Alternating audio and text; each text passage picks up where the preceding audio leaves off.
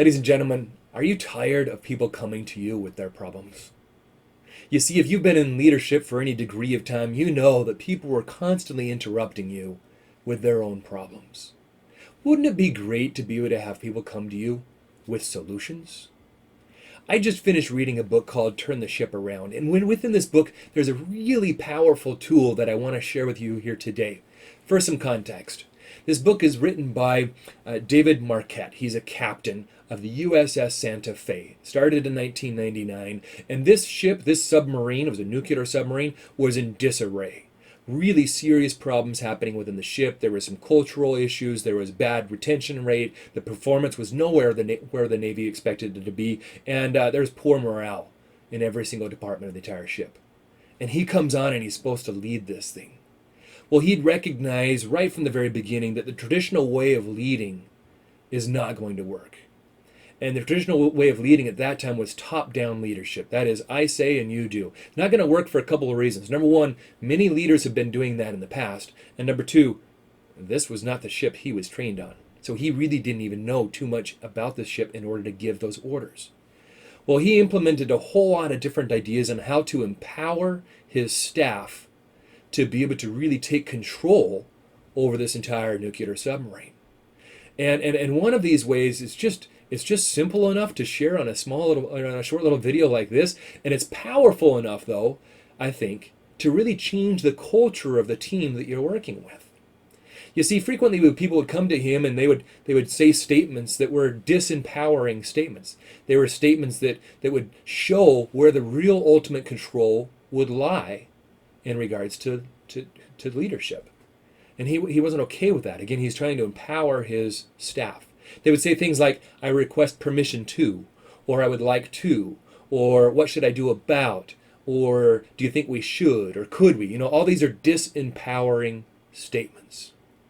So he taught his staff one phrase, one 3-word phrase, to replace all of these disempowering statements and to take control over the decision-making process of their work environment and responsibilities.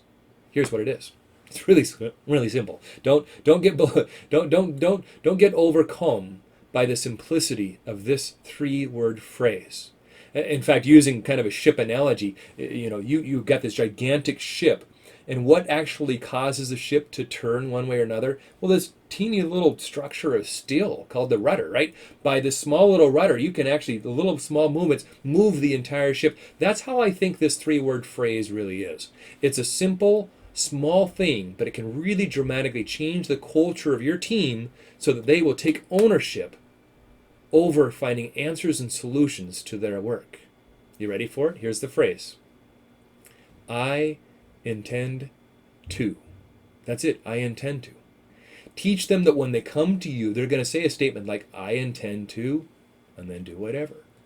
On Captain Marquette's ship, he did this wonderfully well, and they'd come to him and they'd say, hey, I intend to submerge, or I intend to increase speed, or I intend to commence the firing sequence. And he would simply nod his head and say, very well. Now, of course, he got to this degree of trust with his staff. Perhaps at the beginning when you implement this, it might have to be something like, hey, boss, or Jane or Jan or Frank or Fred or whoever, I intend to shut down the line for 10 minutes because there's a malfunction on one of our line lifts, and I think it's best to, for us to shut down the whole line. We could be able to get in there and fix it in 10 minutes. So that's what I intend to do. And at that point, we could say, very well. Right? In order to give them the confidence that, yeah, this is what you can do. Imagine for just a minute that you shift the culture of your entire organization and everybody comes to you with these I intend to statements, and your job is to simply nod your head and say very well. Or perhaps maybe they're completely off and left park and this isn't really the best way to be able to go forward things. Well, now you've got an opportunity to coach, teach, and instruct. Either way, you're developing your people. So my challenge to you today is to get your staff together, have a little conversation with them, talk about empowerment and how you're trying to empower your workers to be able to have ownership over their decisions.